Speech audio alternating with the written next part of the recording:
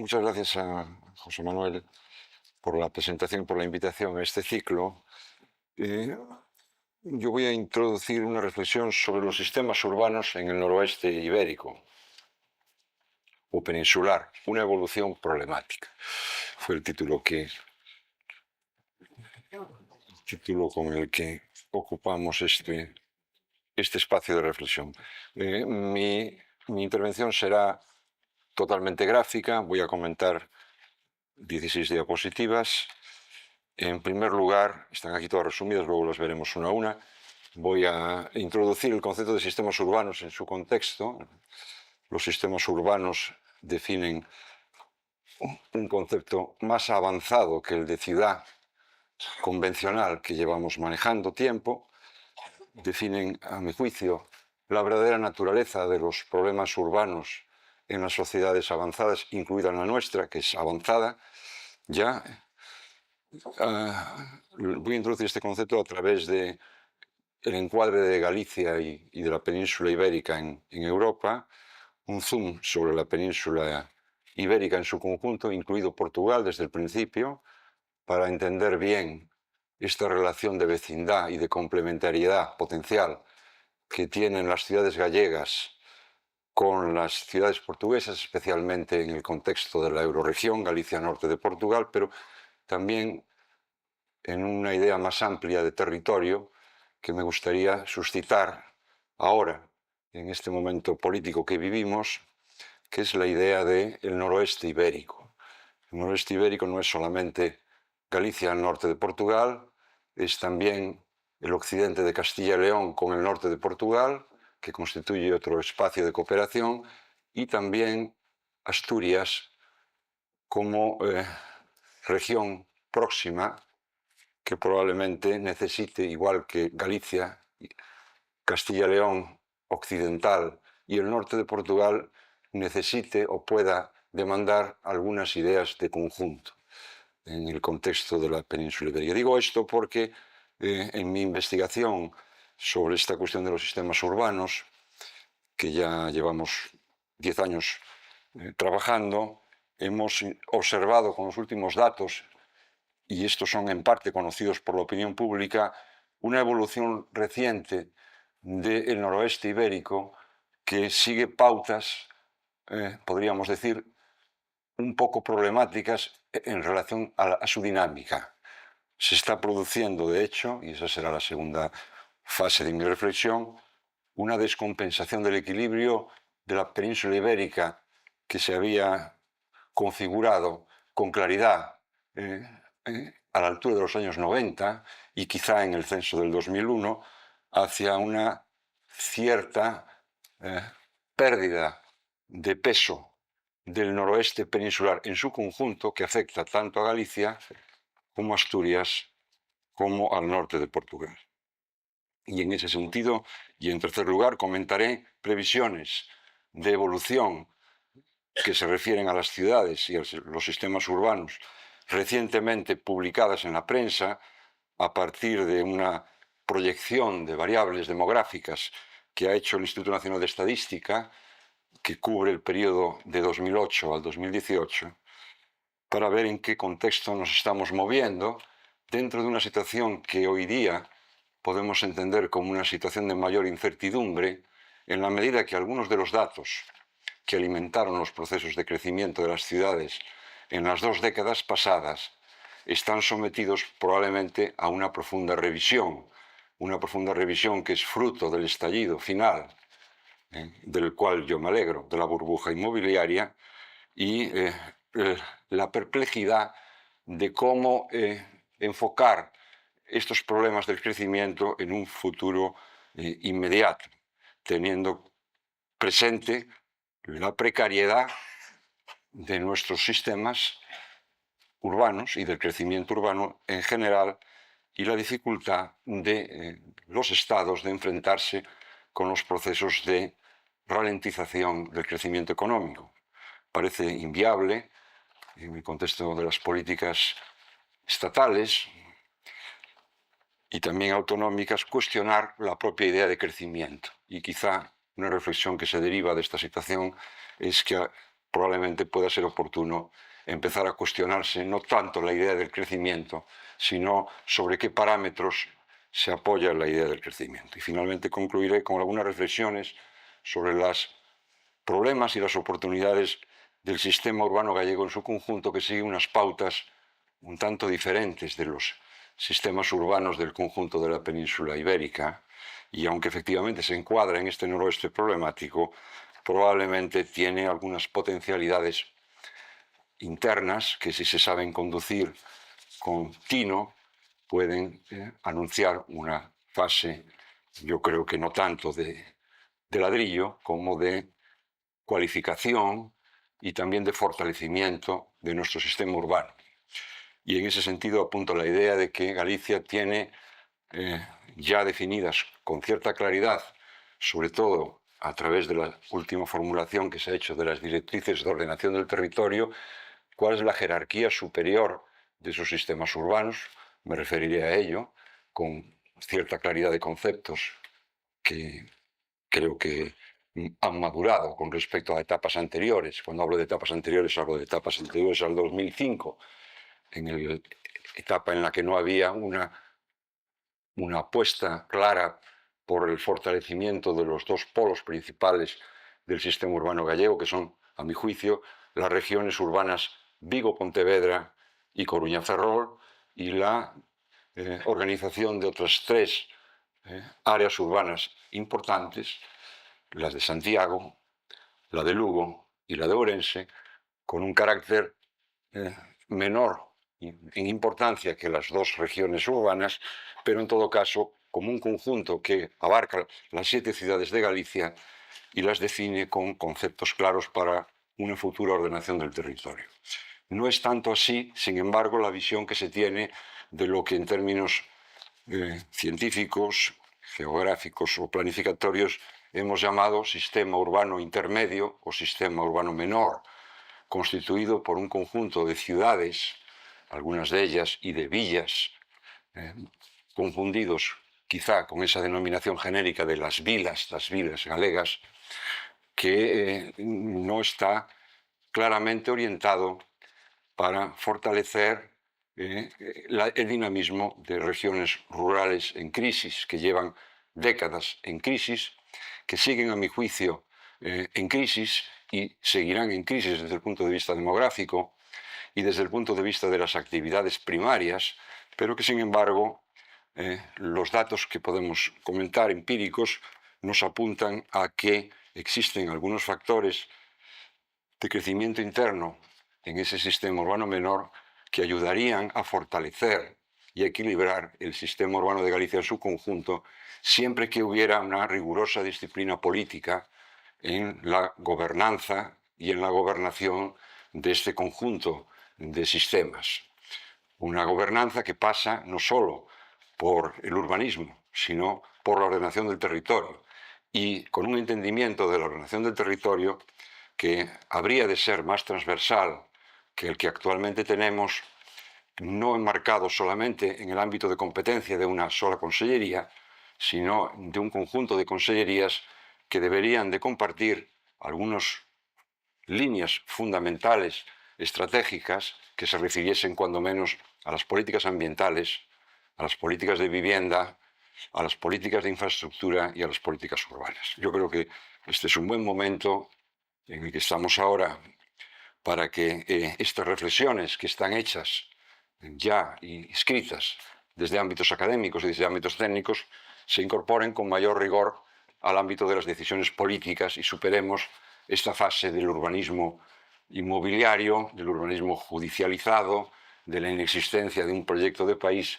que nos vincule a todos, o que nos vincule, diríamos, a una gran mayoría de agentes económicos y culturales, porque Galicia, a mi juicio, se juega bastante en este aspecto. Este será el marco general de mi intervención, que espero que les interese. José Manuel me ha pedido que haga una intervención no muy técnica. Yo procuraré no ser muy técnico, pero requeriré de su atención para que se puedan entender gráficamente estas diapositivas que yo voy a colocar con algún esfuerzo geográfico y mental que quizá no sea para todo el mundo igual. Bien, yo voy a utilizar para introducir este concepto de los sistemas urbanos un modelo de densidad bastante sencillo, que es el que aparece aquí cartografiado en la escala europea. Un modelo de densidad que quiere decir no otra cosa que una medida de la aglomeración, de la concentración de la población en ámbitos. Medidas en habitantes por kilómetro cuadrado, que es lo que normalmente se utiliza para definir estos sistemas. En el plano europeo vemos bien definido los intervalos de densidad que son significativos, desde las densidades en verde fuerte, las densidades muy bajas de 0 a 25 kilómetros cuadrados, 25 a 50 kilómetros cuadrados, hasta las densidades superiores, que empiezan a ser importantes por encima de los 400 habitantes por kilómetro cuadrado y son muy importantes por encima de los 1.500 habitantes por kilómetro cuadrado y sobre todo por encima de los 3.000 habitantes por kilómetro cuadrado. En la Unión Europea se considera que las densidades superiores a los 500 habitantes kilómetro cuadrado configuran sistemas urbanos metrópolis o megalópolis.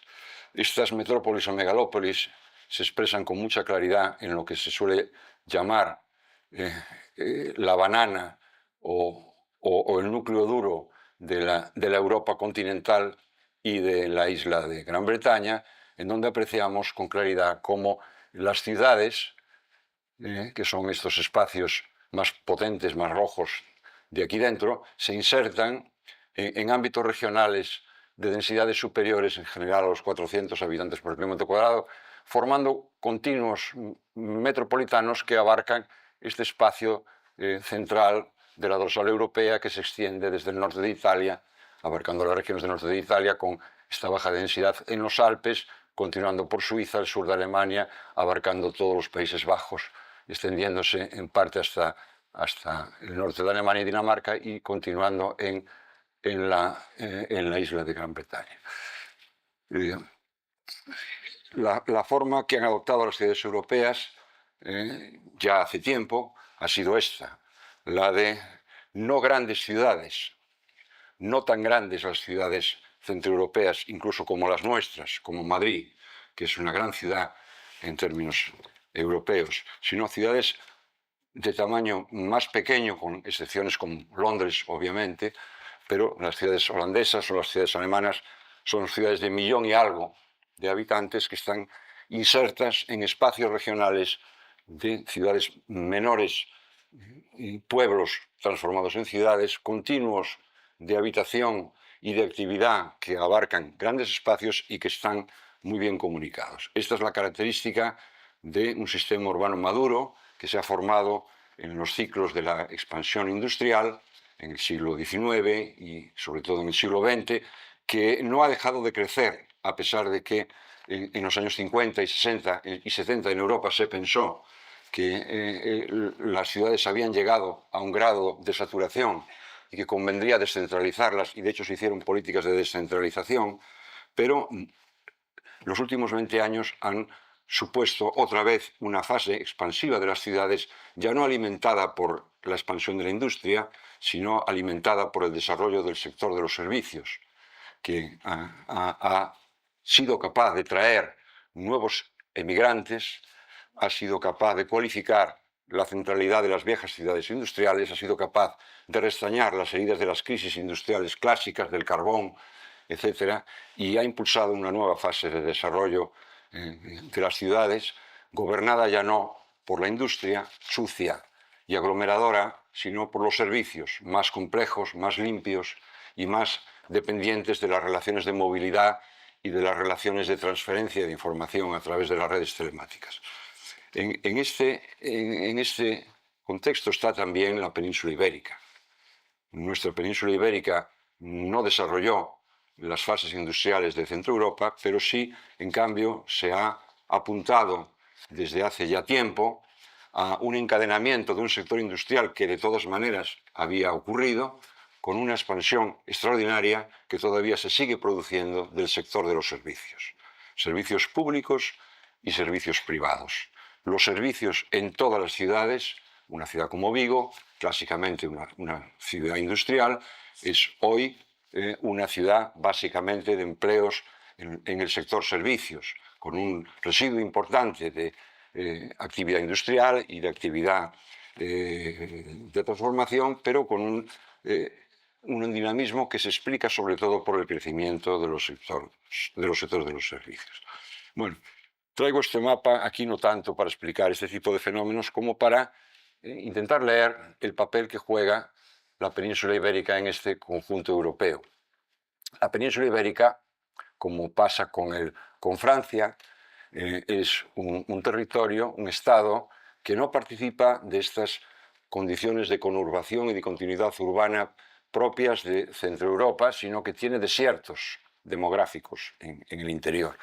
Las densidades verdes fuertes, por debajo de los 25 habitantes por kilómetro cuadrado, y los verdes intermedios, entre 25 y 50 habitantes por kilómetro cuadrado, junto con esas densidades por debajo de 100 habitantes por kilómetro cuadrado, nos están hablando de unos inmensos territorios en la Francia continental, que son territorios de matriz rural. Son territorios con poca densidad de población. No es que no tengan ciudades, pero esas ciudades se producen insularmente en el contexto de amplias regiones de baja densidad de población, que es lo que ocurre también de una manera más acusada con la península ibérica. Vemos que la península ibérica, en la mayor parte de la superficie de la península ibérica, del interior de la península ibérica, es un desierto demográfico. Luego lo veremos con más claridad. Con eso no hago, digamos, ningún juicio de valor. Simplemente hablo de una condición de aglomeración. La ruralidad es coherente con la baja densidad y la urbanidad es coherente con la densidad media y alta. Pero fijémonos un poco más en el mapa de la península ibérica y fijémonos también en una comparación que se suele hacer a nuestro disfavor, que es el occidente de Francia. El occidente de Francia, donde se producen unos colores que son superiores a los 100, 200 habitantes por kilómetro cuadrado, 100 a 200 habitantes, en algunas regiones, la Aquitania, la Bretaña, el extremo occidental de Bretaña. Pero estos colores, que normalmente nos ilustran en las cuestiones europeas sobre la superioridad de las regiones atlánticas francesas, las encontramos más densas. Estos colores los encontramos más densos, no solo en Euskadi, sino también en la provincia de Pontevedra, en la región de Asturias, y sobre todo nos llama la atención estos colores fuertes en el ámbito de la ciudad y el área metropolitana de Oporto y de la región que se mueve en torno a Oporto. Es decir, comparado nuestro frente atlántico ibérico con el frente atlántico francés, el nuestro tiene más demografía, tiene más concentración de población, tiene más densidad, lo cual nos está explicando que nuestros sistemas de poblamiento no son tan débiles en el entorno europeo en el que nos movemos, sino que tienen alguna significación. Obviamente, en España, en la península ibérica en su conjunto, los ámbitos más densos son, naturalmente, Madrid, que es una ciudad central ya en el ámbito europeo, es alguna de las provincias catalanas, es Levante, es en parte el sur de Andalucía y es también Lisboa, la región de Lisboa y la franja atlántica que se extiende con continuidad desde la región de Lisboa hasta abarcar la región de Oporto, la región del norte de Portugal y penetrar en Galicia. Llama la atención esta cuestión de la provincia de Pontevedra. Llama la atención. Nuestro poblamiento histórico ha sido un poblamiento rural bastante denso y eso ha facilitado una transición bastante natural hacia estos sistemas urbanos complejos que vamos a ir destripando. Con el problema de la perificidad, el problema, diríamos, del arco atlántico, que es un problema europeo. En el arco atlántico también está Irlanda, que es un país de débil densidad de población, están los occidentes de la isla de Gran Bretaña, particularmente los occidentes del norte, que son muy débiles desde el punto de vista de su densidad, están los occidentes franceses y también los occidentes ibéricos. Pero nosotros no estamos ahí demasiado penalizados. Por lo tanto, en un contexto como se ha definido a finales de los años 90 en Europa, de una estrategia territorial europea que ha llegado a la conclusión de que no había que seguir cargando el núcleo central y había que buscar una Europa más policéntrica, con oportunidades para el desarrollo en espacios que habían estado alejados de los centros de decisiones europeos, nuestros sistemas y nuestras provincias atlánticas tienen condiciones, no son desiertos, no son islas, no son cualquier cosa, para poder participar de esta estrategia de descentralización, que ahora está un poco en crisis en la medida en que la idea de Europa, la idea de vertebración del espacio europeo está un poco en crisis, pero que estas cosas acaban por continuar en las mismas líneas en las que fueron formuladas, porque no hay que olvidar que estos movimientos de las ciudades, de los sistemas urbanos, de las políticas territoriales, son siempre, aunque no los queramos ver así, porque estamos muy metidos en el ciclo de la inmediatez política, son cuestiones que invocan el medio y el largo plazo. Bien, vemos ahora un acercamiento al mapa de la península ibérica. El mismo patrón de densidad. Vamos a ir acercándonos por zooms y iremos entendiendo mejor estos conceptos en los zooms sucesivos, con los mismos intervalos de 0 a 3.000 habitantes por kilómetro cuadrado. Ahora vemos el denominador que en el mapa anterior era la provincia. Claro, cuando se reparte la población en las llamadas NUTS, Unidades Estadísticas Europeas, en la península ibérica, seguimos utilizando la provincia. Seguimos utilizando espacios que son muy grandes, muy groseros, para entender cómo se comporta la densidad de población. Si ahora repartimos la población por municipio, nos acercamos, que es este mapa que vemos aquí, coordinado Galicia, España con Portugal. Esto no se hacía con frecuencia hasta los años 90, que empezamos con estos estudios, aquí en Galicia también con el eje atlántico en el que yo participé. No se hacían estos trabajos estadísticos, siempre aparecía amputada Portugal, como sigue apareciendo amputado en el mapa del tiempo todavía. No se sabe por qué las borrascas entran solo por Galicia, cuando el oeste en general es también Portugal. No se sabe por qué no se dan las previsiones climatológicas también con atención a Portugal. Pero en fin, ahora tenemos herramientas más poderosas para describir estas cosas en conjunto.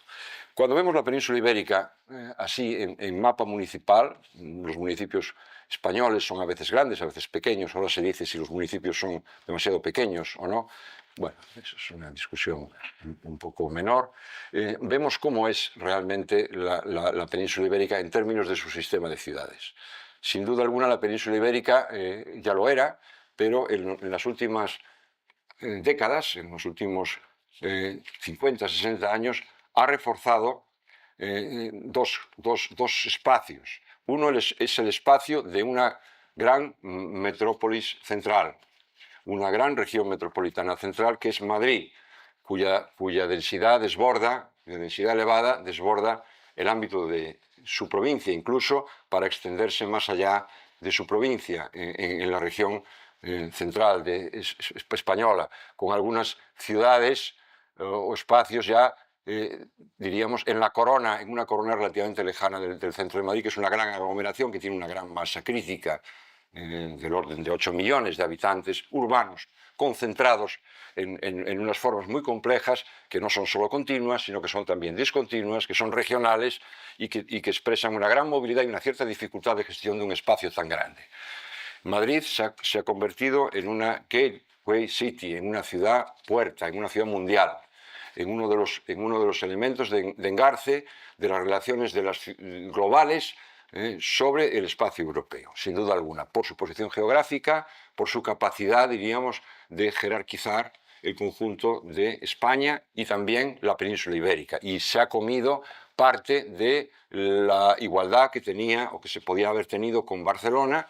Es una ciudad que ha perdido peso en relación a Madrid, y también se ha comido parte de la jerarquía que podía tener Lisboa. En todo caso, la península ibérica está liderada por tres grandes sistemas de centralidad colocados en esta línea transversal y a buena distancia, una distancia de AVE de 3 horas, que es una distancia adecuada, y a una distancia geográfica de 5 o 6 horas de automóvil, que también es una distancia bastante adecuada. Todavía sigue penalizada por el transporte aéreo, a estas distancias es poco eficiente y muy contaminante. Sin duda alguna, estos tres elementos de peso son los elementos que van a hacer gravitar el futuro urbano y el futuro territorial de la península ibérica.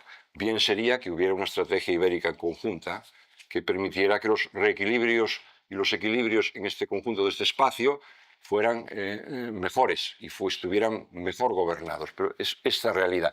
El resto del mapa y de la península ibérica es un mapa que, lo iremos viendo en su dinamismo también, ha ido vaciando el interior de la península de una manera muy profunda, dejando algunas ciudades que son islas en desiertos demográficos dominados por la densidad de 25 hacia 0 habitantes por kilómetro cuadrado, que es una densidad que no permite nada, no permite ninguna masa crítica, no permite la generación prácticamente de ningún servicio. Los pueblos, estos pueblos rurales que viven solo de la agricultura, están destinados a ser más pequeños de lo que eran, lo cual no es ni bueno ni malo, depende de cómo se gestione, porque son oportunidades para la gestión ambiental, son oportunidades para la mejora de las condiciones de tamaño de las explotaciones agrarias, y efectivamente pueden tener un futuro, pero en principio, diríamos, están sujetos a una enorme crisis demográfica, porque las ciudades del interior de la península ibérica apenas se visualizan. Para llegar a ver Valladolid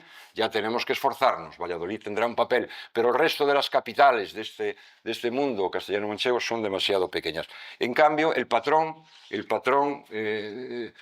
adquirido por la historia, y es una historia larga, una historia que la podemos explicar por etapas desde el año 1900, tenemos datos para ello, es una historia que ha producido una litoralización evidente de nuestro sistema urbano, que tiene problemas, pero también tiene virtudes. Esta litoralización es, desde el punto de vista de la geografía general de la península ibérica, a mi juicio, bastante equilibrada.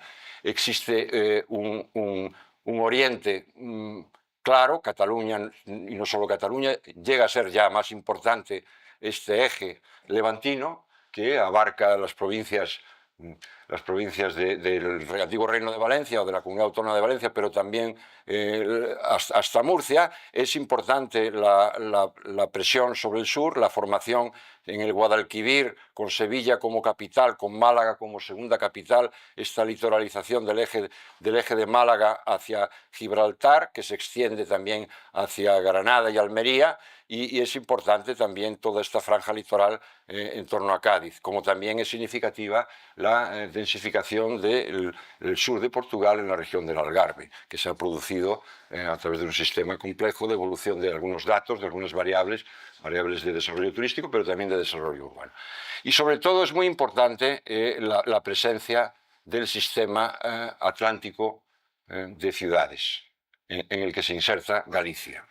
Es importante, como también sigue siendo importante, el Cantábrico, el norte cantábrico, donde Euskadi representa el sistema urbano más evolucionado, maduro y más dinámico desde el punto de vista de las variables, sobre todo de las variables de actividad, no de demografía, pero donde también Santander juega un papel, donde Asturias, la región central de Asturias, que a diferencia de Galicia, tiene la fortuna de tener los 3 núcleos urbanos del Principado en un espacio muy próximo, y por lo tanto pueden ser transferidas movimientos entre uno y otro con una gran facilidad y con una gran diversidad, y por lo tanto supone una masa crítica importante, la de Asturias, del orden de los 800.000 habitantes. Es importante también. Y luego aparece el sistema urbano de Galicia, que está constituido, como bien se ve, no solo por un sistema urbano litoral, Coruña-Ferrol, Pontevedra-Vigo y la Ría de Arousa con Santiago, sino también por 2 ciudades interiores, que son el municipio de Lugo y el municipio de Ourense, de cierto nivel de fortaleza, de cierta masa crítica, como iremos viendo. A diferencia de Portugal, en donde el interior portugués, toda esta raya es la frontera con España, el interior portugués no existe desde el punto de vista de su peso urbano.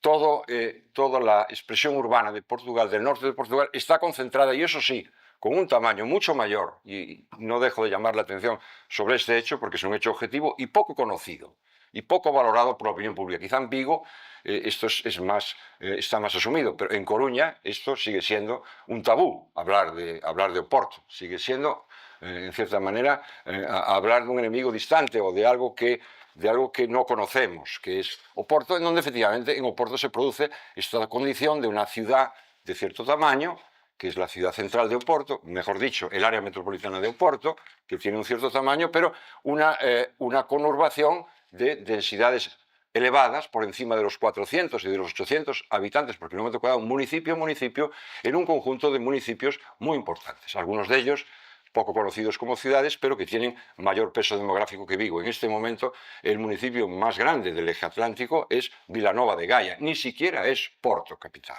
que es un municipio, por otro lado, muy pequeño, de extraordinaria densidad, pero de tamaño demográfico inferior a Vilanova de Gaia, que es el municipio más importante del eje atlántico, pero que no está en el eje atlántico, curiosamente, porque el eje atlántico, bueno, no hablaré de esto, pero el eje atlántico no fue capaz de superar las fronteras de la institucionalidad de las capitales y no fue capaz de conurbar los fenómenos urbanos al uno y al otro lado de la frontera. Y habrá que hacer otra cosa. Entonces, encontramos esta distribución, que yo creo que es una distribución histórica, y lo veremos en la evolución desde el año 91, 2001, el 2006, esta evolución de este mapa. La podíamos ver antes, pero desgraciadamente yo no tengo todavía datos informáticos de Portugal para poder ver la evolución desde 1900, que habría que verla y sería interesante cómo se ha formado este sistema de aglomeraciones, de sistemas cuya dimensión es mayor que las ciudades centrales. No pensemos en las dimensiones de 200.000 habitantes, que son las que estamos atribuyendo en general para describir el tamaño de las ciudades centrales. Nuestras ciudades son más grandes, porque desarrollan funciones para poblaciones mayores, porque conurban ámbitos de hinterland, ámbitos de proximidad y desarrollan funciones más complejas. Eso ocurre en Galicia y ocurre en el norte de Portugal, no ocurre tanto en el resto de España, con las excepciones del Cantábrico, que además tiene un sistema más litoral y más ceñido. Y esta es una característica que no se ha descrito y ni se ha explicado todavía lo suficiente. Bien, este equilibrio, diríamos, direccional, nos habla efectivamente de un norte, de un oriente, de un sur, de tres espacios centrales y de un espacio que no está claramente articulado, porque a diferencia de nuestro sistema político, que ha tenido la buena orientación de descentralizarse en comunidades autónomas y poder gobernar muchos fenómenos de forma descentralizada, el Estado portugués sigue siendo un Estado unitario. Y la ciudad de Oporto, siendo la segunda ciudad de Portugal y en muchos aspectos, en algunos aspectos la primera, en algunas masas la primera, no tiene la capacidad política de autogobierno, ni la capacidad también de interlocución con los espacios autonómicos españoles, que se lo come Lisboa. Y esto es una anomalía y introduce una dificultad adicional para los proyectos de cooperación entre las ciudades y los proyectos de cooperación transfronterizos. Pero ahí está este mapa, y este es el mapa con el que tenemos que imaginarnos estas cuestiones del reequilibrio y estas cuestiones de la gobernanza de los territorios. Hay que advertir con respecto a esto que en España se tomó una decisión en el año 97, que fue la dinamitación de la ordenación del territorio de matriz estatal, que es una decisión, a mi juicio, equivocada, irrevisable, en la medida en que fue resultado de una pelea judicial por una ley del suelo, pero dio como resultado una interpretación del Tribunal Constitucional que dejó sin competencias al Estado central para la ordenación del territorio. Es una anomalía y una dificultad en el ámbito europeo, en donde estados que tienen un nivel de descentralización mucho mayor que el nuestro y que además tienen una tradición de ordenación del territorio muy asentada en todos los escalones, como Holanda y Dinamarca, mantienen competencias de ordenación del territorio que son de carácter estatal, de carácter nacional. Esto hace en España esta cuestión de la ordenación del territorio y del reequilibrio territorial una cuestión muy compleja. Lo estamos viendo cuando hay una catástrofe. Lo que significa la complejidad de nuestro Estado, la diversidad de competencias y la necesidad de que, independientemente de las funciones políticas que están asignadas o a ayuntamientos o a comunidades autónomas o al Estado, existan mecanismos de coordinación y mecanismos estables de cooperación que no estén enmarcados en esta cosa del navajeo político que tan acostumbrados estamos a vivir en nuestro país. Lo grave que esto significa, en el tema de la ordenación del territorio, yo llamaría la atención sobre esto, sería un largo debate, porque probablemente no se puede volver a situaciones anteriores, pero sí, diríamos, cuando nos hacemos la pregunta de cómo se equilibra esto, cómo se toman decisiones que afectan a algo más que las comunidades autónomas, si esas decisiones se toman por contrato bilateral o cómo se toman, qué pasa con el presupuesto, con la distribución del presupuesto, con la asignación a las comunidades autónomas, todo este juego de intereses, de pequeñas vilezas, de influencias que tiene que ver muchas veces con las simetrías o asimetrías de carácter político y poco que ver con estas cuestiones de largo plazo que requieren una cierta madurez europea. Ahí es donde yo creo que todavía no somos plenamente europeos. Bien, vemos ahora el noroeste, esto no es más que un zoom del anterior, para entender lo que estaba explicando al principio. Nuestro noroeste es un noroeste problemático porque tiene efectivamente estos poderes axiales, que a los que normalmente se les llama el eje atlántico. Esto realmente es el corredor del eje atlántico. El eje atlántico es también la articulación de los interiores.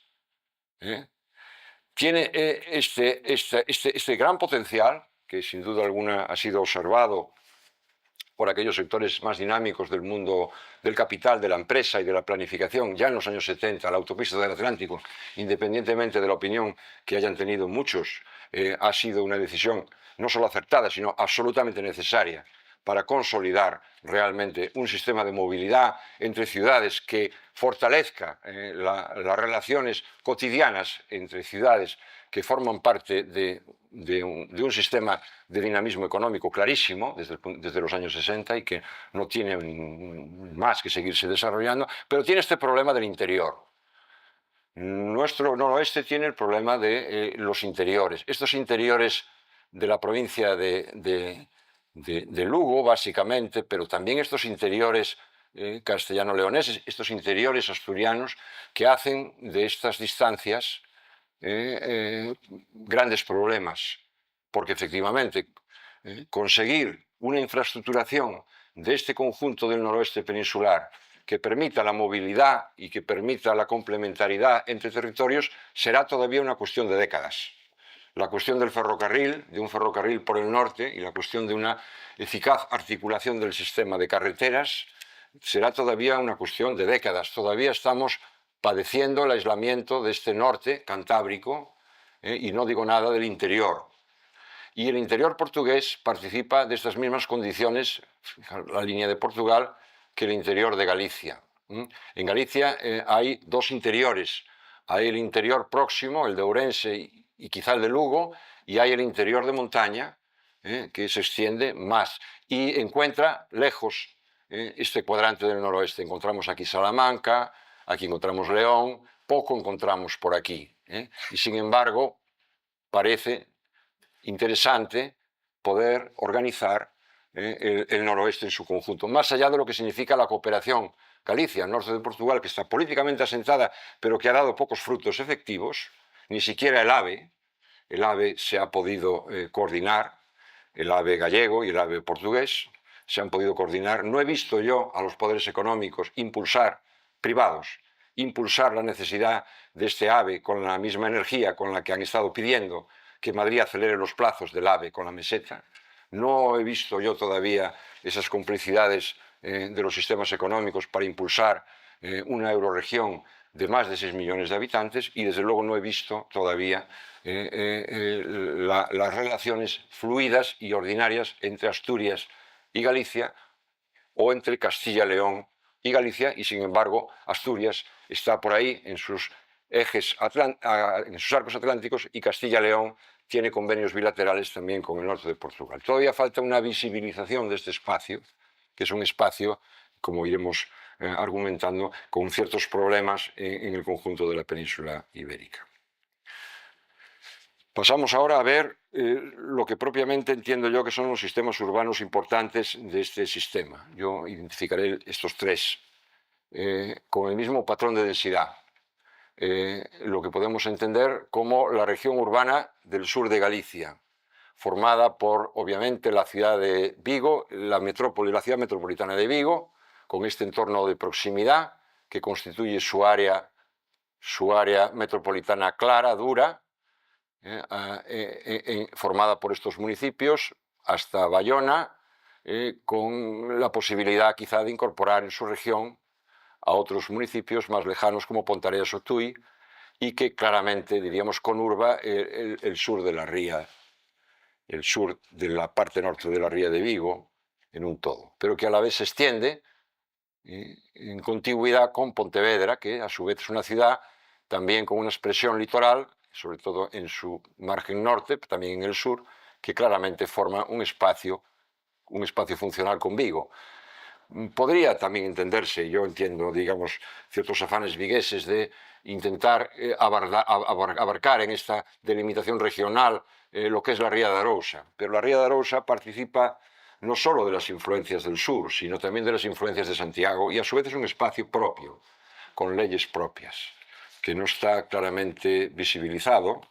Luego lo veremos en un mapa adicional. Santiago es a su vez un área urbana de menor porte. Esto yo creo que tiene una condición metropolitana y una condición, diríamos, de internacionalización por su actividad productiva, por su capacidad de exportación, por su jerarquía también educativa y empresarial, sin duda alguna. Y es todo ello un espacio que se sitúa casi todo él por encima de los 400 habitantes por kilómetro cuadrado. Luego, si acaso, daré algunos datos de cómo medir esto, ¿no? ¿Qué tamaño tiene Vigo? ¿Qué tamaño tiene la región? Yo le prefiero llamarle la región, creo que es el término más correcto, en términos planificatorios y también en términos geográficos, una región urbana. A la misma escala, la región urbana Coruña-Ferrol, de tamaño similar, de parámetros similares, también formada por la continuidad de Coruña, que es una ciudad más densa todavía que Vigo, el núcleo central de Coruña, que se extiende periféricamente sobre los municipios de Arteixo, Culleredo, Cambre y Oleiros, básicamente, formando también una ciudad metropolitana de proximidad, similar a esa ciudad metropolitana de proximidad que veíamos para Vigo, con este espacio de rías intermedias, y la ciudad de Ferrol, que es un mundo distinto, que tiende, digamos, a estar relacionado a través del cordón de la autopista y que en todo caso forman una unidad similar. El conjunto de Galicia, visto en esta clave de densidad, este mapa es bastante ilustrativo de cómo es Galicia hoy en día. Aquí diríamos el divisor, es decir, el territorio en el cual estamos distribuyendo los habitantes es la parroquia, no ya el municipio, y por lo tanto el grano es más fino y nos permite apreciar con más claridad cómo son las cosas. Cuando hablamos de Coruña-Ferrol y de Vigo-Pontevedra ya lo hemos visto, pero cuando hablamos de Lugo ya no hablamos del término municipal, hablamos de las parroquias asociadas al núcleo central de la ciudad de Lugo. Y cuando hablamos de Ourense podemos distinguir con claridad aquella parte de la ciudad que es claramente central y que tiene clara densidad. Este es el mapa de nuestro sistema urbano principal, pero a la vez existen otras parroquias, otros centros, secciones censales que podemos considerar urbanas por su densidad, como es el caso de Monforte, y otros núcleos intermedios que desde Santiago nos hablan de un eje que tiende, diríamos, a coger la forma de la vieja carretera de Ourense, llegar a Monforte y penetrar por el Sil a los Valdeorras para llegar hacia el Sil. Este es un eje importante, va a ser muy importante ya con la conclusión de la autopista de Santiago a Ourense, que será pronto. Lo va a ser más importante con la penetración de la línea de alta velocidad ferroviaria central, que es la de Ourense a Santiago. Ourense, que no es despreciable y tiene un tamaño y una masa crítica importante y algo de densidad a su alrededor, con algunos núcleos secundarios, se va a poner en el mapa de la centralidad gallega. Lugo también es una ciudad importante y el cómo se articulen las relaciones de estas dos ciudades interiores con sus villas y cómo algunas de estas villas jueguen un papel más decididamente de ciudades, por lo menos en cuanto a equipamiento, va a explicarnos cuál ha de ser el futuro de esta Galicia interior, que desde el punto de vista de sus factores históricos, cuando hablo de factores históricos, agricultura, ganadería y silvicultura, decae, pero desde el punto de vista del crecimiento de los servicios, no decae tanto. Yo diría que no solamente no decae, sino que está en un proceso dinámico diríamos, de segundo nivel que el de las ciudades, pero acompañando bastante bien, sobre todo a través de las políticas públicas, el crecimiento de las ciudades. Y tenemos este sistema del norte de Lugo, que también tiene su interés, punteado por núcleos pequeños como Ribadeo, Foz, Burela y Videiro, que está un poco aislado, pero que las previsiones que ya en el plan de Estrada se dan de accesibilidad general permiten entender que en un plazo no superior a una década estará conectado eficientemente con el resto del sistema urbano y ya no habrá una perificidad, diríamos, una marginalidad por razones de localización de estos sistemas.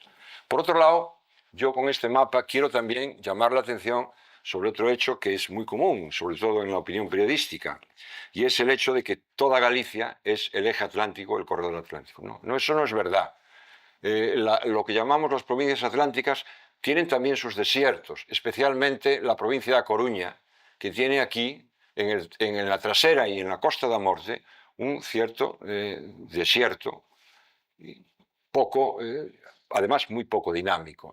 La provincia de A Coruña es casi todo las rías Ártabras, Santiago y algo de la ría de Noia y la parte que le toca de la ría de Oros. El resto de la provincia es parecida al interior próximo de Lugo en relación a Coruña, como lo mismo que ocurre en la provincia de Pontevedra, donde efectivamente el interior de la provincia de Pontevedra es también poco denso.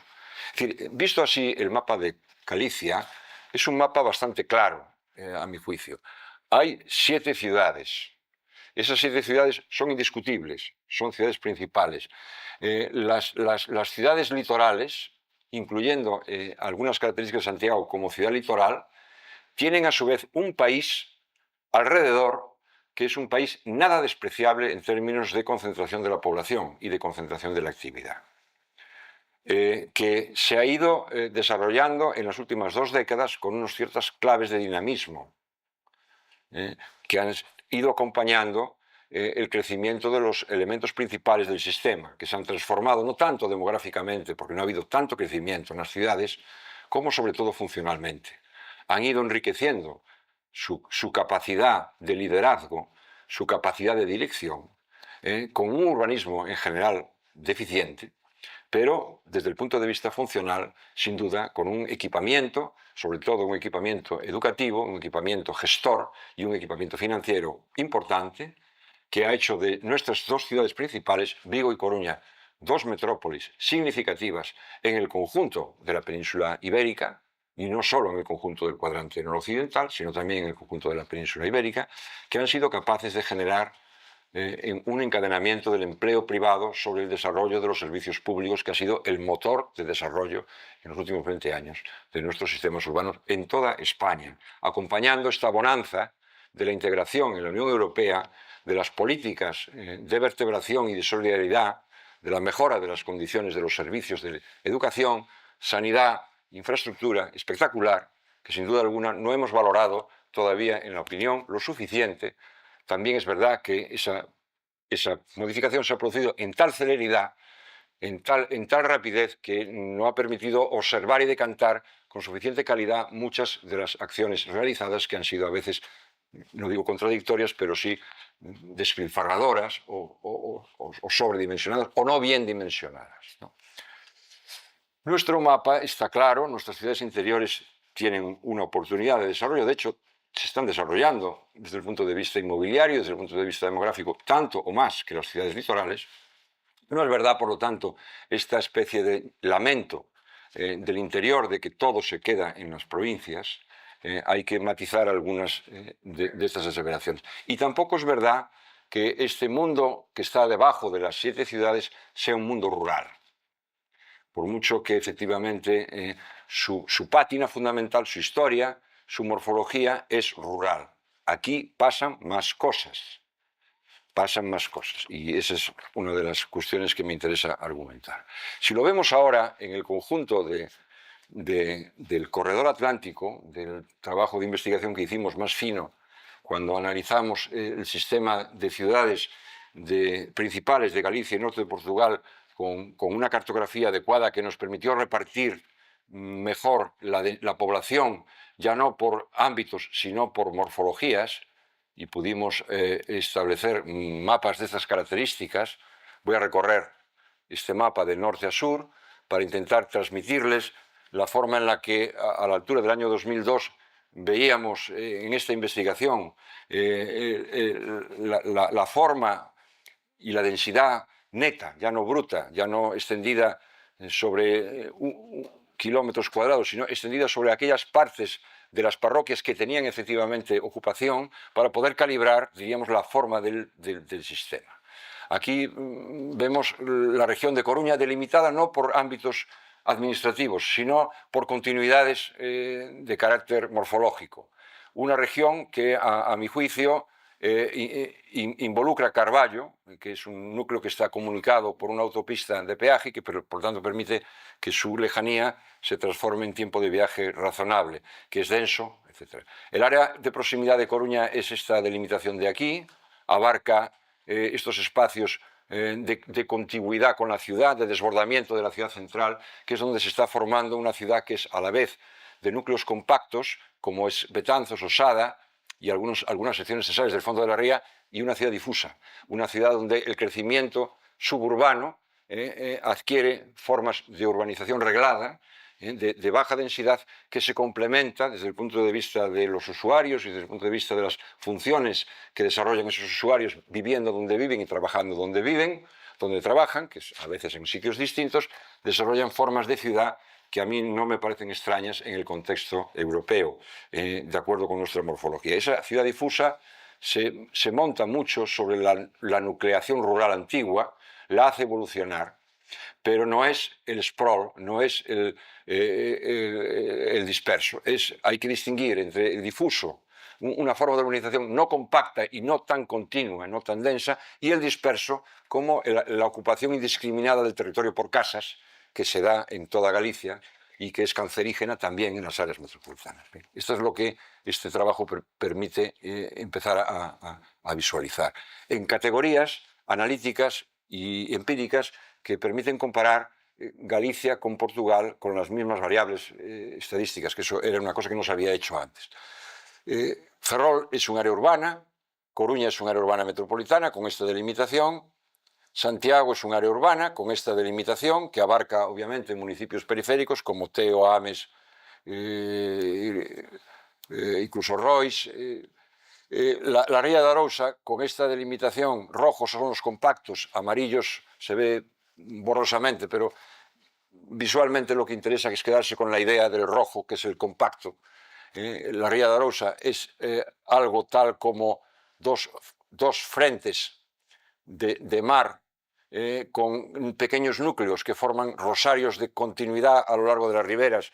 Yo en los años 70, cuando empecé a trabajar en estas cosas, les llamaba aglomeraciones litorales o rosarios litorales, forman una unidad ecológica ambiental que tiene la ría como soporte. No deben ser vistas como una parte de Pontevedra y una parte de Coruña. Esto es una cosa en que yo insisto mucho y he escrito sobre esta cuestión para las directrices, error de las directrices, no haber visto la Ría de Arousa en su unidad, porque la Ría de Arousa no es cualquier cosa, tiene más de 100.000 habitantes, tiene 823 habitantes por kilómetro cuadrado, es decir, tiene una densidad, diríamos, equivalente a una región urbana de estas que estamos delimitando.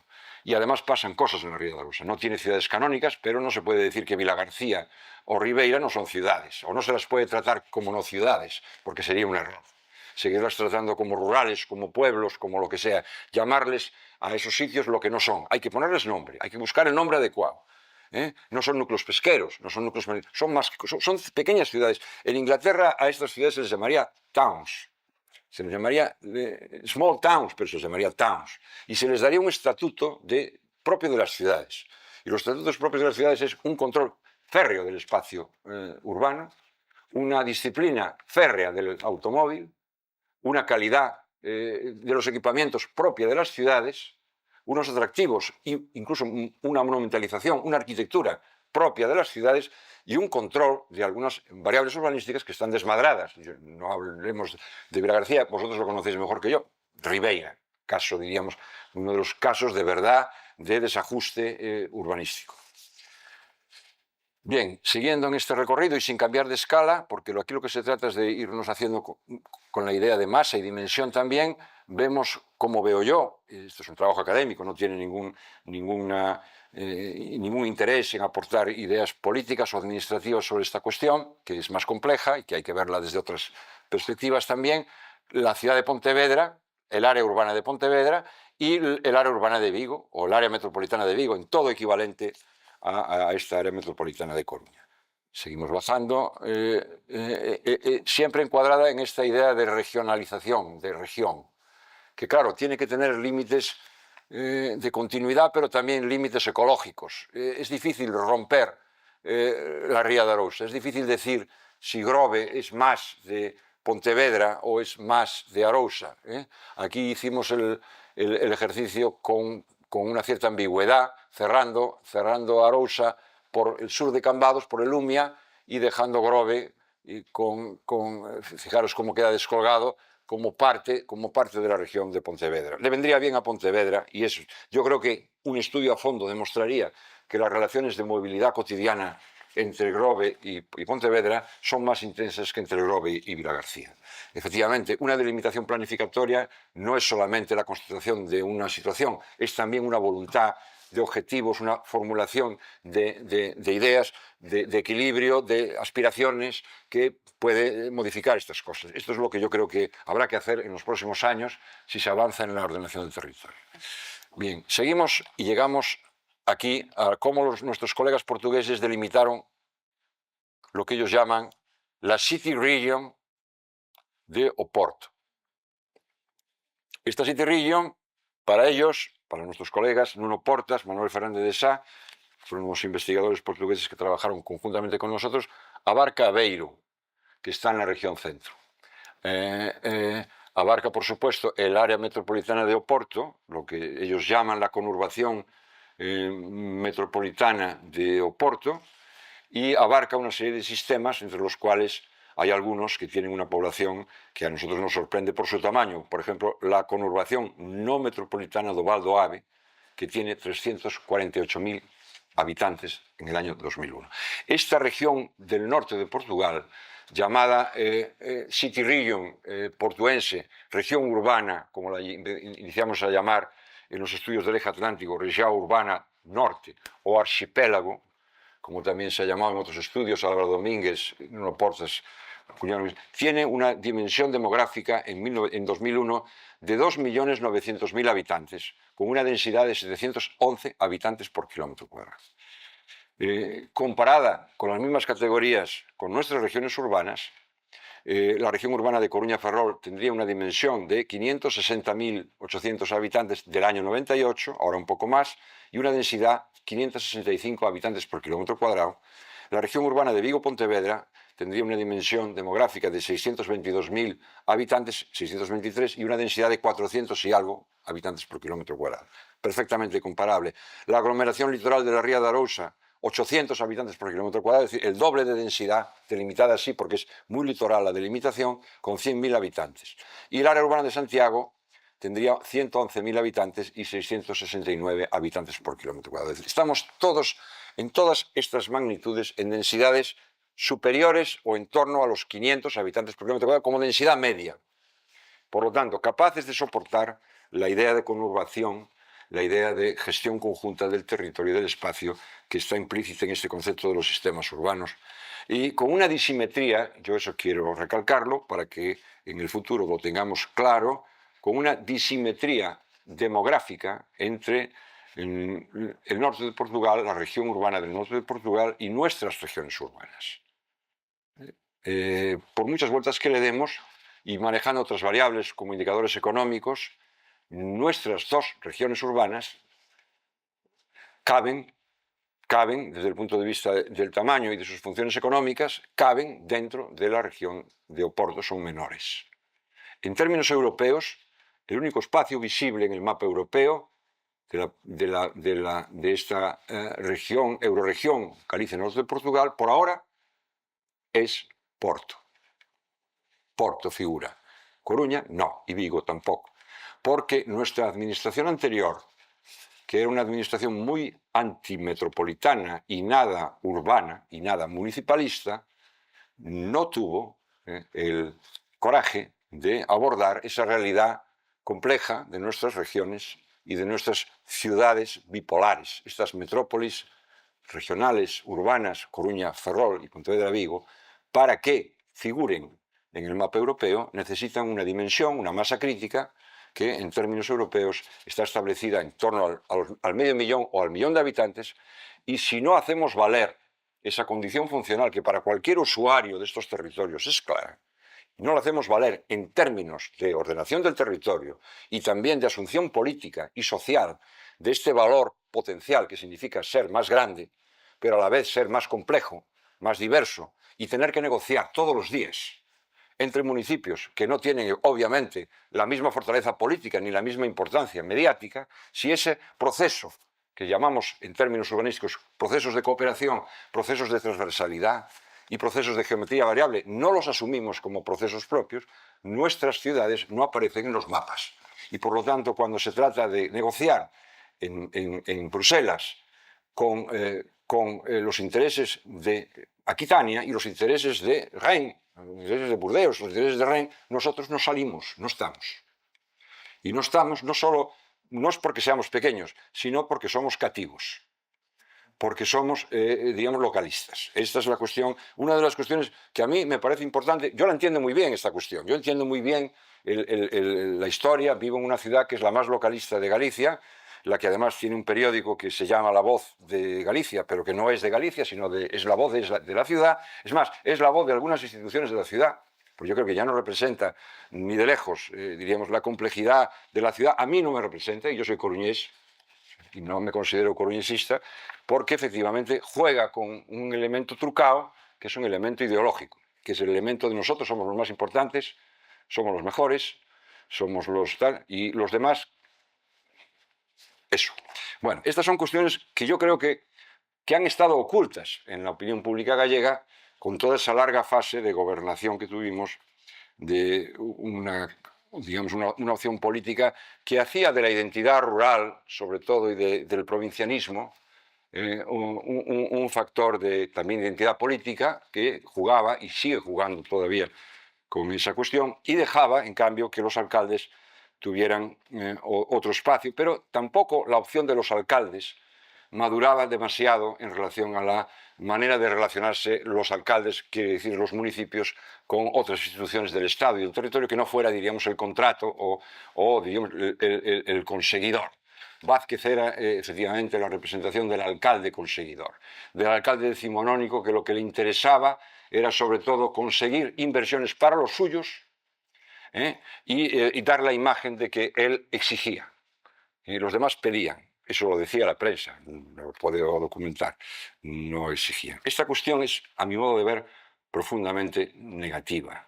En los finales de los años 90, y ya no digo nada, en la década en la que vivimos, y sigue pesando bastante en relación a nuestro imaginario colectivo. Voy a seguir con la explicación. Vamos a ver ahora, en esta segunda fase, voy a ser más rápido ahora, observar la evolución reciente de la península en tres momentos y utilizar, además del mapa de densidades que sigue siendo las mismas colores, están un poquito más fortalecidos los colores por el tipo de Pantone utilizado, pero sigue siendo el mismo mapa del año 91, mapa del año 2001, mapa del año 2006. Esta es la radiografía más reciente de nuestra península y de sus sistemas urbanos en el año 2006. No se diferencia del año 2001 mucho, ni del año 91. Es decir, el mapa que tenemos habíamos llegado a él en el año 91. En un proceso que se había acelerado mucho desde los años 70, ya en la década de los 60 a los 70, la concentración de la población empezó a fijar pautas metropolitanas en todo el Estado, ya el vaciamiento interior se aceleró, en toda la península. Eso ya venía de atrás, pero ahora ocurren, y ahora es lo que vamos a ver el mapa de otra manera, con otro código de colores que nos explica otras cosas. Aquí, en lugar de densidad, estamos viendo los intervalos relativos de dinamismo demográfico. Los colores rojos son municipios que crecen. Cuanto más rojos, más crecen. Los colores azules son municipios que se contraen, que pierden población. Cuanto más fuerte es el azul, mayor es la contracción. Los intervalos de la década del 91 al 2001 permitieron calibrar los intervalos de crecimiento en esta secuencia. Los crecimientos mayores del 20% y los decrecimientos mayores del 20%. Es decir, y los intermedios del 10 al 20, etc. Como vemos, en la década del 91 al 2001, todo el crecimiento español e ibérico fue de tipo similar.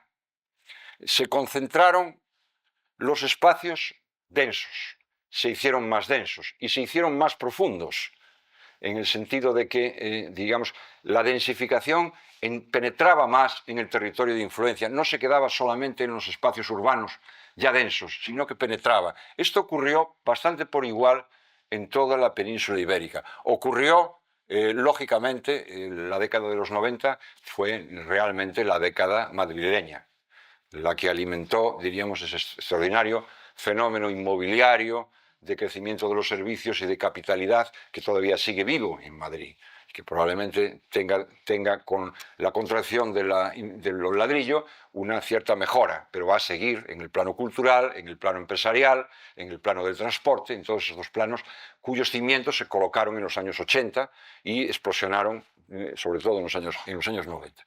El crecimiento, por lo tanto, del ámbito madrileño. Fijaros que ese crecimiento se produce en la periferia de Madrid y no en el centro, lo cual es característico también de todas las metrópolis maduras en esta década. El crecimiento no se concentra en los espacios centrales de las ciudades, sino que se produce en los contornos de los espacios centrales y explosiona en la periferia. Es lo que Antonio Font ha denominado la explosión de la ciudad, que es un fenómeno europeo, que se produce en la península ibérica, pero también se produce en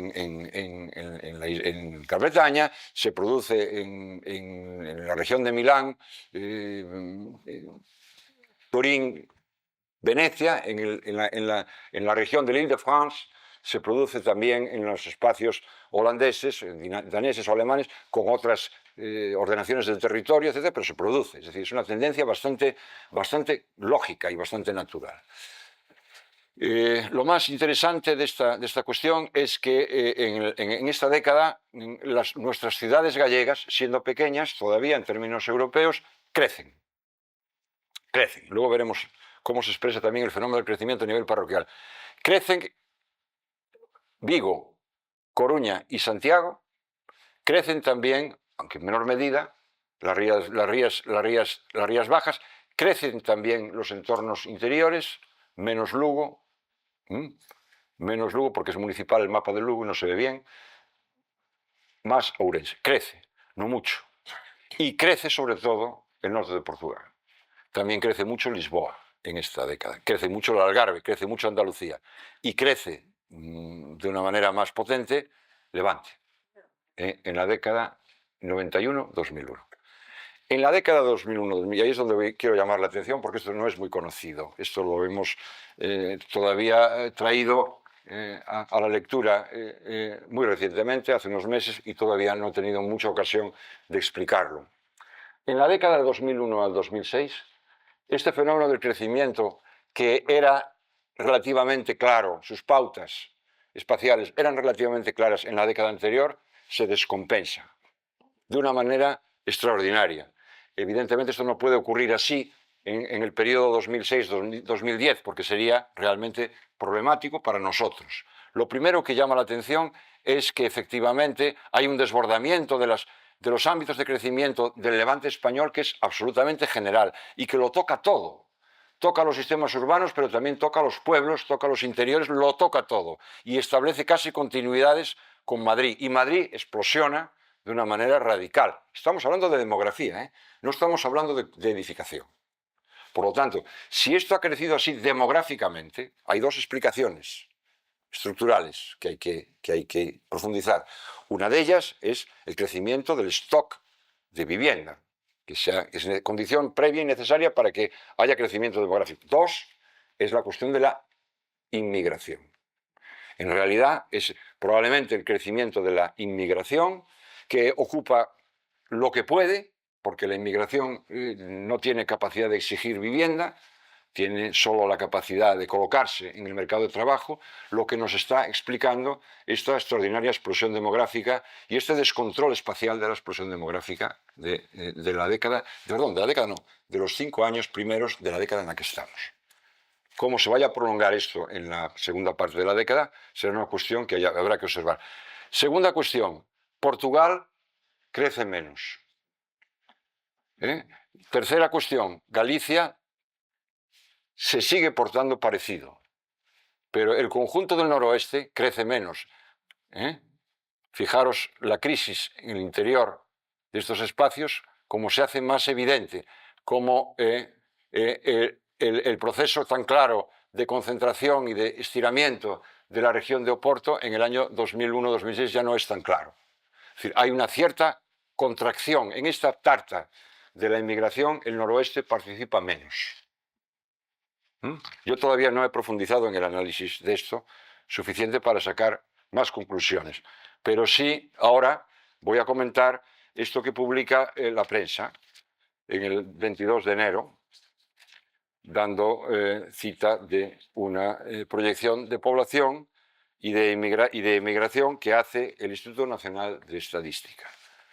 Evolución de la población en España hasta el 2018. El Instituto Nacional de Estadística publica estos datos, que han sido comentarios por la prensa gallega también, aunque la información que yo he escaneado es de la prensa estatal, que es más interesante, porque la prensa gallega achaca esta cuestión prácticamente al bipartito. Prácticamente al bipartito, como no puede ser de otra manera. Todos los procesos de largo plazo tienen las culpas los datos del corto plazo. Galicia pierde población, etc.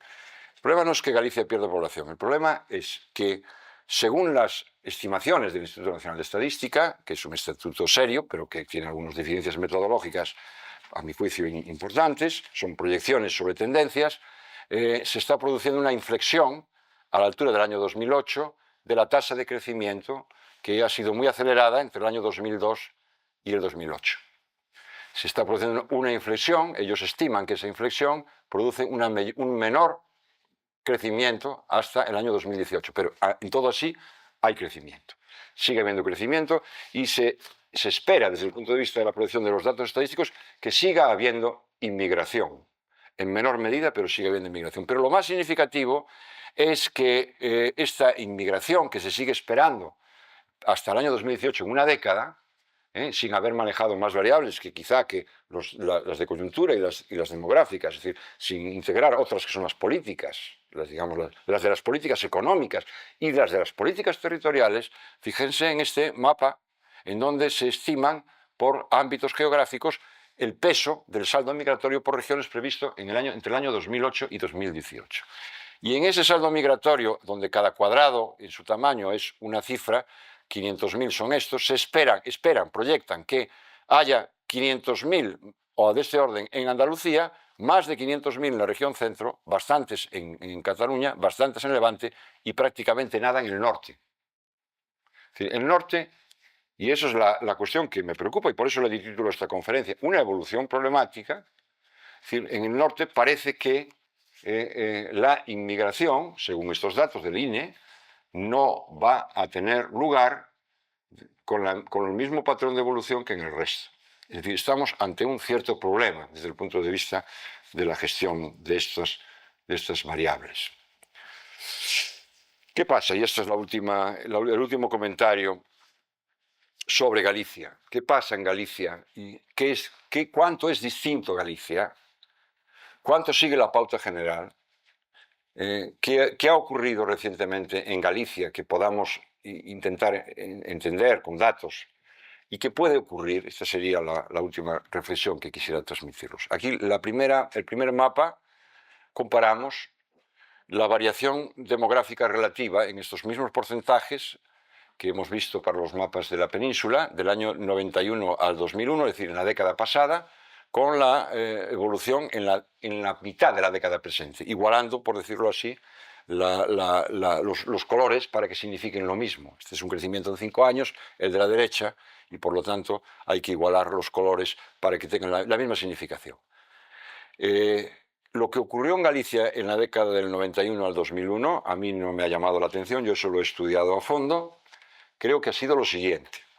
Primero, nuestro territorio interior agrario, esté donde esté, cae desde el punto de vista demográfico. Cae. Y cae de una manera extraordinaria.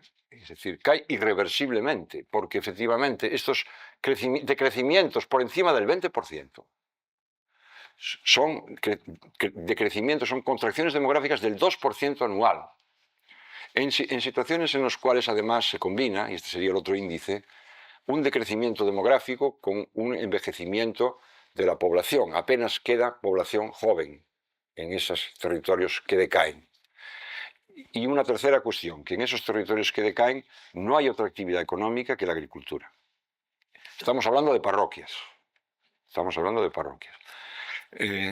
Manuel García Docampo, profesor de Coruña, de la Facultad de Sociología y colega mío en la investigación, establece el concepto de territorios desactivados para cualificar ciertos ámbitos, sobre todo del interior de la provincia de Ourense, que dice que no tienen, desde el punto de vista de las variables demográficas, capacidad de ningún tipo. Son territorios que viven de la seguridad social agraria, de las rentas, de las transferencias de rentas.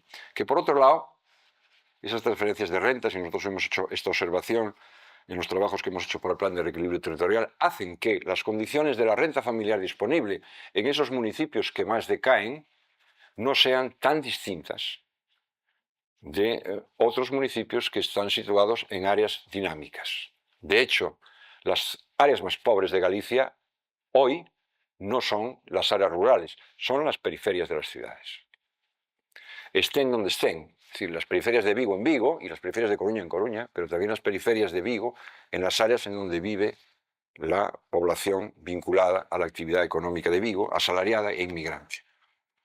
Este fenómeno, diríamos, de la fractura social en Galicia no ha tenido una expresión territorial, por mucho que se quiera decir. Otra cosa es lo que significa, en términos de crisis, de una sociedad en la que efectivamente toda una acumulación de trabajo histórico y unos derechos de vida históricos sobre el territorio están sometidos al vaivén, o diríamos al ven, de políticas económicas que han estado dirigidas desde lógicas no propias o desde lógicas economicistas, lo que ha significado en Galicia el haber especializado una agricultura tradicional con lógicas, diríamos, europeas de corte productivista en un contexto de competencia entre los agricultores franceses, los holandeses y los ingleses con respecto a los agricultores españoles, que además han entrado al final por la cola en esta cuestión y donde el Estado no ha tenido margen de negociación suficiente todavía. Obviamente, estas cuestiones son serias suficientemente como para que las cuestiones de política autonómica se enmarquen en su justa medida, porque por muchas competencias que nuestra autonomía tiene sobre el territorio, no tiene demasiadas competencias sobre la actividad económica en el territorio, fuera de lo que es el incentivo indirecto que significan las políticas de servicios, que es donde más incide, diríamos, nuestra comunidad autónoma en términos económicos. Incide mucho menos en políticas industriales y desde luego muy poco todavía en políticas activas, aunque yo creo que en ese sentido se ha estado produciendo una reflexión interesante en el marco de la Consellería del Medio Rural en estos 4 años, que probablemente esté sentando las bases de un conocimiento de realmente el potencial de desarrollo local en relación al medio agrario, que puede encadenar, diríamos, un nuevo tipo de desarrollo agrario que se combine, a mi juicio, con otros tipos de desarrollo que sí que se pueden implementar en el medio agrario. No quiero decir en las parroquias rurales, quiero decir en el medio territorial en el cual se insertan esas parroquias rurales. Porque efectivamente la siguiente característica de nuestro patrón de crecimiento en la década de los 90 a los 91 es que crece el sistema urbano. El sistema urbano es dinámico y especialmente el sistema urbano del entorno de la ciudad de Coruña, que tiene además un patrón de localización bastante homogéneo y bastante claro. La ciudad central cae, pero las periferias de la ciudad central crecen, y crecen, diríamos, muy armónicamente, por encima del 20%, la mayoría de las parroquias periféricas de los municipios de Arteixo, Culleredo, Cambre y sobre todo Oleiros, y también crece el entorno de Sada, Bergondo, etcétera, crece lo suficiente como para que el saldo conjunto de este crecimiento sea capaz de generar ahorro y riqueza que permiten también una mayor imposición fiscal y una mayor contribución de las ciudades a los factores de desarrollo por vía de los impuestos, que es la otra manera también de ver las cosas. También crece la periferia de Santiago, especialmente algunas parroquias, y crece un poco menos el área de Vigo, que por otro lado está siempre considerada como la number one. Eso también es otra cosa de la prensa. Yo no creo que Vigo sea la number one, francamente. No tengo una observación completa para comparar, tampoco es mi ánimo compararla. Yo creo que Coruña y Vigo se mueven en parámetros similares. Yo creo que la economía coruñesa, la economía de la ciudad de Coruña, en particular, es una economía más articulada, mejor armada que la economía viguesa, que está más dependiente de sus factores de origen. Tiene un sector servicios netamente muy desarrollado, un sector financiero que tira mucho y tiene un factor de cohesión económico local que ha sido un factor importante, diríamos, para superar los ciclos anteriores y encadenar nuevos ciclos de servicio y un ciclo industrial más diversificado. Pero no creo que sean en parámetros muy significativos. Creo que es un parámetro. Pero me llama la atención sobre esta cuestión. Crecen los entornos metropolitanos, la excepción de Ferrol. Ferrol decae, casi todo Ferrol, aunque haya una parroquia que crece, pero la ciudad decae, el conjunto de la comarca ferrolana decae, está todavía en proceso de digestión de la crisis industrial. Pontevedra crece levemente, la Ría de Arousa crece levemente, pero algo crece, y crecen las ciudades interiores. Crecen los dos ámbitos de las ciudades interiores, de Lugo y Ourense, especialmente Ourense, en esta década. Pero también significativamente crecen muchos pequeños enclaves que si no los observamos con atención nos pasan desapercibidos y que vienen a ser en general esos elementos del sistema urbano menor que yo señalaba. Lalín crece, a Estrada crece, Monforte incluso crece, Pilalba crece. Es decir, hay un dinamismo tenue de la Galicia interior que compensa poco la caída demográfica de la Galicia rural. Pero en todo caso, en el saldo conjunto, el crecimiento urbano ha sido mayor que la pérdida de población. Y sobre todo, probablemente, y hay que hacer en ese sentido una observación más atinada, la capitalización del país, en términos de capital público y en términos de empleo, en su conjunto es suficientemente dinámica como para permitir que también las políticas públicas, autonómicas y locales puedan jugar en favor de una redistribución inteligente de los recursos públicos, que es el ámbito de la política. Otra cosa es el comportamiento de los sectores económicos en relación a los sectores públicos. Porque yo creo que en los sectores económicos hay que distinguir entre los sectores netamente productivos, de inversión y de riesgo, y los sectores especulativos que viven de la teta del Estado, sobre todo en este sector maligno que a nosotros nos ha tocado vivir tanto, que es el sector inmobiliario, en donde efectivamente algunos de los negocios podríamos discutirlos en términos de su productividad social y de su encadenamiento del empleo, y algunas de las cuestiones del enriquecimiento, sobre todo del enriquecimiento en cuanto a la transformación del valor artificial de la propiedad del suelo, artificial quiero decir de aumento de valor, son netamente asociales o, diríamos, sometibles a una revisión por las políticas públicas, cuestión que en otra ocasión me gustaría discutir. Este patrón del año 2091 al 2001, que yo creo que nos habla de una Galicia de dos velocidades, efectivamente, de una Galicia donde el interior está desequilibrado con respecto al sistema urbano, pero no de una Galicia que se está cayendo, sino de una Galicia que, diríamos, de alguna forma sigue pautas de transformación demográfica que son previsibles en el marco de una sociedad que tenía y tiene todavía un excedente de población rural y tiene un excedente nominal de población vinculada a las actividades primarias que no se sostiene. salvo que las políticas primarias sean políticas realmente de alto valor añadido. ¿Y dónde están las políticas de alto valor añadido en el sector primario? ¿O dónde deberían estar, a mi juicio? Deberían estar en aquellos ámbitos de la actividad productiva que se relacionan más con las tecnologías, con el desarrollo de los servicios, con la gestión del medio ambiente, con el turismo y con la elevación en general del tono vital de la población rural, para que efectivamente en ese ámbito del rural, muchas veces llamado así despectivamente, se puedan colocar los cimientos de una sociedad desarrollada con los niveles de desarrollo que tengan que tener. Y eso significa luchar contra el mal urbanismo, significa apostar por el desarrollo de los recursos ambientales, paisajísticos y culturales con rigor, significa, diríamos, elevar el tono y la juventud de las sociedades rurales y significa, sobre todo, y yo creo que este es uno de los grandes retos que tiene este gobierno, si continúa con su mandato, elevar el nivel de calidad de los servicios públicos dirigidos a aquellos sectores más desfavorecidos o en una economía liberal más susceptibles de ser barridos por la crisis. Me refiero sobre todo a los sectores de la ancianidad, incluidos a los desactivados. Creo que toca en este país mejorar radicalmente la calidad de los servicios públicos, incluidos los servicios públicos de proximidad urbana, a estos territorios desfavorecidos, y toca efectivamente no confundir posibilidades que están en la agenda y que son competencia de la Xunta con políticas o declaraciones extrañas como es este tema de la repoblación del rural, que efectivamente no son serias desde el punto de vista de su viabilidad. Yo creo que hay que hacer esta distinción.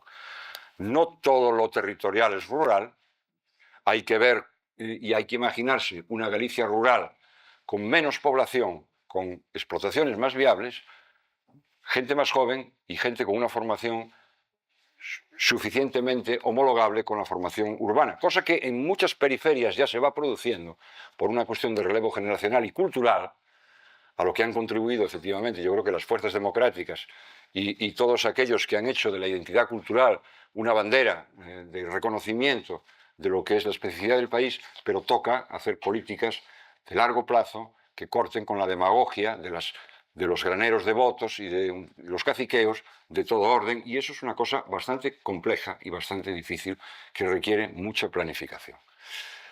La pauta, en definitiva, lo que quiero concluir, la pauta de nuestra Galicia semidinámica o de dinámica de dos velocidades del 91 al 2001 se parece bastante a la que encontramos en el 2001 al 2006.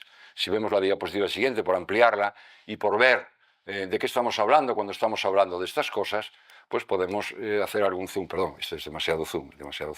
Pero aquí nos podemos, diríamos, entretener en entender cuáles son las pautas de estos territorios interiores dinámicos, ¿no? De estos territorios que no son cualquiera. O sea que aquí estamos hablando de los entornos de Ourense, de los entornos de Lugo, estamos hablando de los Valdeorras, estamos hablando de estos ejes interiores, estamos hablando realmente de un proceso que, a mi juicio, es bastante natural, no es nada extraño. Es decir, que se refuercen las ciudades centrales del sistema en sus ámbitos centrales y en sus ámbitos periféricos es normal. Que las pautas sean un tanto erráticas también es normal porque no ha habido ordenación del territorio. Porque el urbanismo municipal tiene límites, porque 20 años de no abordar una planificación física con una lógica rigurosa, de orden territorial, no comarcalizar, porque es una palabra que no me gusta nada. Creo que la de comarcalizar lo que ocultaba era precisamente esa necesidad. Es decir, no integrar los ámbitos de gobierno del territorio propios de las competencias de las consellerías de la Xunta con los ámbitos municipales, no negociar un buen urbanismo, no negociar las infraestructuras, no negociar casi nada entre los grandes, es decir, los municipios grandes y los municipios periféricos, y nada entre la Xunta y los municipios, eso es un error de perspectiva que lógicamente el territorio no lo soporta. Tenemos paisajes muy malos, algunos de ellos irrecuperables. tenemos villas costeras destrozadas, tenemos ciudades comarcales o pequeñas capitales que tienen todos los defectos de las ciudades grandes, todos, problemas de aparcamiento, y además tienen un problema de falta de calidad de lo inmobiliario y una enorme falta de calidad de la urbanización, sobre todo en términos vegetales, en términos estanciales, etcétera, etcétera. Nuestro urbanismo, lo poco que ha habido, ha sido un urbanismo escaso y no se le ha dado crédito político. La experiencia de Santiago, que yo me he enorgullecido mucho de participar en ella, no tuvo crédito político. Fuera de el empeño del Xardo Estévez, ni el alcalde de Vigo de la época, ni el alcalde de Coruña de la época, le prestaron la mínima atención a esa experiencia para poder generalizar algunos de los resultados de esa experiencia. Bien, es verdad que Santiago tenía unas condiciones, pero también las tenía Allariz, y las supo aprovechar, y también las tuvo Oleiros y las supo aprovechar. ¿Por qué no se hizo un urbanismo, diríamos, de nivel en este país? ¿Por qué no se dio una respuesta solvente a algunos de los grandes deficiencias que ya venían detectados de fases anteriores? ¿Por qué nuestras ciudades centrales siguen siendo tan congestivas, tan inaccesibles, tan difíciles para la movilidad? ¿Por qué se sigue construyendo con unas ordenanzas de tal densidad? Estas son cuestiones que yo creo que todo el público nos lo debemos de preguntar, no solo los especialistas. Bueno, yo quiero concluir con esta exposición reforzando esta idea. Ordenar el territorio y urbanismo es una cosa bastante similar, pero en nuestro sistema administrativo la ley de ordenación del territorio se concibe como un conjunto de competencias de la administración autonómica, un conjunto de competencias que tienen una consellería, que se llama de política territorial, pero que no hace la suficiente política territorial todavía, porque se limita bastante a supervisar el planeamiento urbanístico, pero no hace política territorial, porque para hacer política territorial hay que hacer política medioambiental, hay que hacer política de vivienda, hay que hacer política de infraestructura y hay que hacer política de desarrollo local con una cierta sintonía, y esto requiere transversalidad al menos entre 4 consellerías. Y a mi juicio, y eso sería, si hay algún político en la sala o alguien que tenga capacidad para expandir estas o discutir estas ideas en el ámbito político, a mi juicio, las experiencias que tenemos de urbanismo en todos lados, de urbanismo avanzado, no son solo experiencias de calidad física, son experiencias, diríamos, de complejidad en la gobernanza. Son experiencias que todas ellas han descansado en combinar adecuadamente las políticas con los planes, y experiencias que han hecho mucho énfasis en la cooperación entre administraciones para poder llevar al campo de la ciudad, al campo de lo urbano, esas políticas más complejas que no son solamente hacer casas, es hacer tejido, es gobernar la infraestructura, es controlar el ambiente, es proteger el patrimonio, es desarrollar turísticamente, es la cuestión cultural en toda su dimensión.